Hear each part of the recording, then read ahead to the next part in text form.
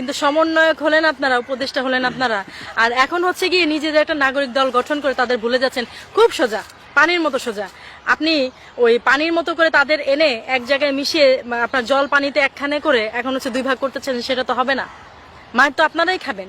আগে যখন ওই যে মন্ত্রী ছিলেন তখন হয়তো কেউ গায়ে দিতে সাহস পাননি, আর এখন তো আমজনতার কাতারে চলে আসেন। আর রাজনীতিবিদ না হতে যাচ্ছেন, দেশের মন্ত্রী না হতে যাচ্ছেন, 2-4 বার হচ্ছে এরকম কেলা নিয়ে না খেলে তো হতে পারবেন না। এটা তো খুব সোজা।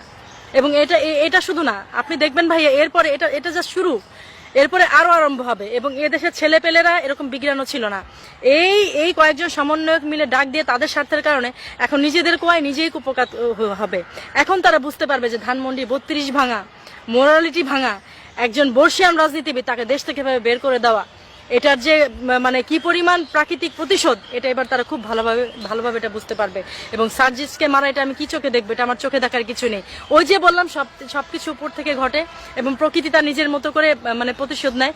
নিজের কয় আপনারা নিজেই পড়ছেন। এখনো সময় আছে, যেভাবে ভালো হয়, দেশটা খুব সুন্দরভাবে গোছানো ছিল, এভাবে করে গোছানো দেশটাকে আপনারা প্লিজ নষ্ট করবেন না। আপনাদের জন্য বলির পাঠা হচ্ছি আমরা সাধারণ জনগণ।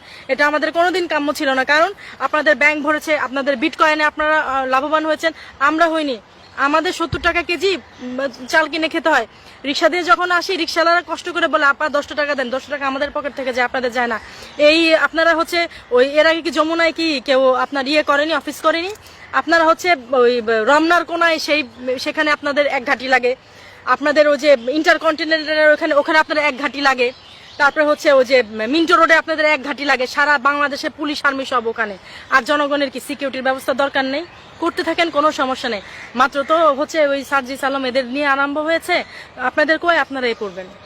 এছাড়া ভাই আসলে আমার বলার কিছু নেই। আর একটা কথা হচ্ছে, এই যেভাবে কমেন্টস করেন, কেউ যদি দেশের মানুষের পক্ষ হয়ে কথা বলতে চায়, আপনাদের যাদের আতে ঘা লাগে, আপনি তখনই বুঝতে পারবেন আপনি অন্যায়কারী। কারণ জনগণের পক্ষে কথা বলে যখন দেখবেন যে আপনার ভালো লাগছে না, আপনার একটা দলের প্রতি চলে গেছে, তখন বুঝবেন যে আপনি অন্যায়কারী।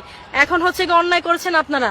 ন্যায় কথা বলতে গেলে যদি কোনো দলের পক্ষে হয়ে যায়, সেজন্য তো আমরা যারা কথা বলি গালিগালাজ দিতে পারবেন না, কারণ আমরা নিরপেক্ষ ভাবি। অন্যায় করেছেন কেন? অন্যায় করার সময় আপনাদের মনে ছিল না?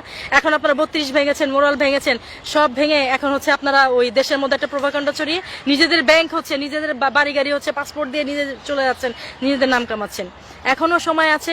আমাদের যে বর্ষিয়ান রাজনীতিবিদরা আছেন, প্রধানমন্ত্রী শেখ খালেদা জিয়া, তারপর হচ্ছে প্রধানমন্ত্রী শেখ হাসিনা, আরও যারা আছেন, তাদের প্রতি শ্রদ্ধা পোষণ করেন। সবাই মিলে একসাথে বসে সুন্দর গুছানো দেশটাকে আর উলট পালট করেন না। আপনারা তো বিদেশে চলে যাবেন, আমাদের কি হবে? আমাদের কথাটা চিন্তা করেন।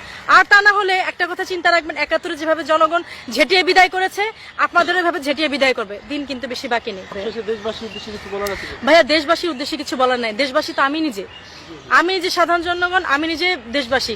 ভাইয়া কথা ওই একটাই, যে এখনো সময় আছে, গোছানো দেশটাকে নষ্ট করবেন না। খুব সুন্দর গোছানো আছে, গোছানো থাকুক। আমাদের দেশে 2-3টা যে দল আছে, সবাই মিলে এক জায়গায় আসেন।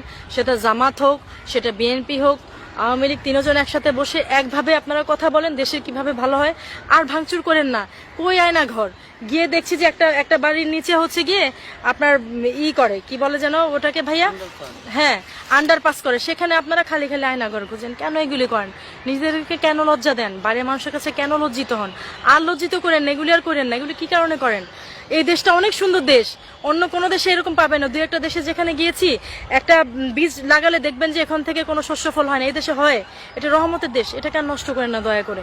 সবাই মিলে একসাথে থাকি আমরা। আর না হলে ওই যে বললাম 52-তে ঝেঁটিয়ে বিদায় করেছে, ওই পলাশির প্রান্তরে ওই একবার নবাবকে বোকা বানিয়েছে ফরেনাররা, এবার বাঙালি কেন এগুলি করবেন না। আমরা জাতি হিসেবে কিন্তু খুব হিংস্র জাতি। বেশি দিন কিন্তু আমরা না অন্যায়টাকে মানতে পারি না। একবারে ঝেঁটিয়ে বিদায় করে দেখবেন মাংস হাড্ডি কিছুই খুঁজে পাবেন না। এগুলি করেন না। আপনারাও ভালো থাকেন, আমরাও ভালো থাকি। এটাই। ধন্যবাদ ভাইয়া।